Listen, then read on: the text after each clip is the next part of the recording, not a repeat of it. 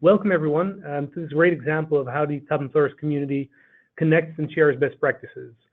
This is one of the pillars of our program, not just to certify and give you the insights about your certification, about your HR policy, but also to connect you and to make sure that we learn from each other. And especially in these uncertain times, learning from each other is very important. Yeah, and I'd like to thank once again to top employers for the opportunity of sharing the things that we have been doing at Takeda, but also learning from others what we have been doing in these different times. So I have been working at Takeda for 13 years. I joined oncology in January here in the US.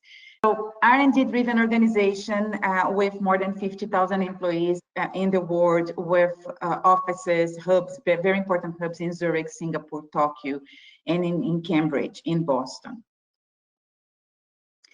Here are some examples that we have been putting in place at Takeda to face this pandemic right now. Some of the examples were already highlighted by David in his opening speech.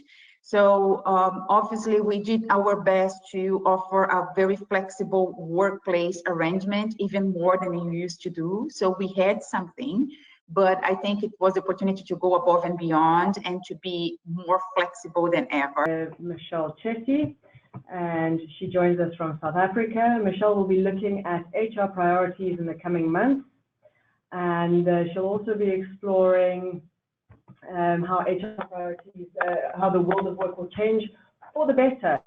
So it's not just all doom and gloom, it's how are we going to look ahead positively and find solutions in the coming months.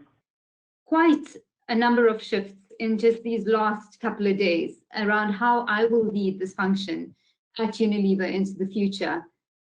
And that got me into thinking, what are the HR priorities over the next 3 to 6 months, which maybe I can share some insight on. And I know many of us have had these as priorities somewhere along the lines in our one-page strategies, but they've never been brought to life in this way, or maybe not in this order.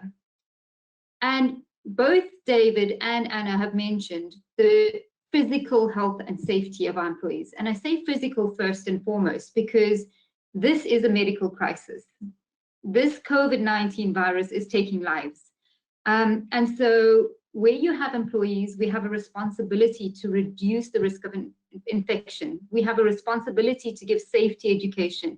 We have a responsibility to protect our employees. And put in proactive measures for the future. And that all sits in HR, because in many companies, occupational health and safety falls into the remit of what we do around people.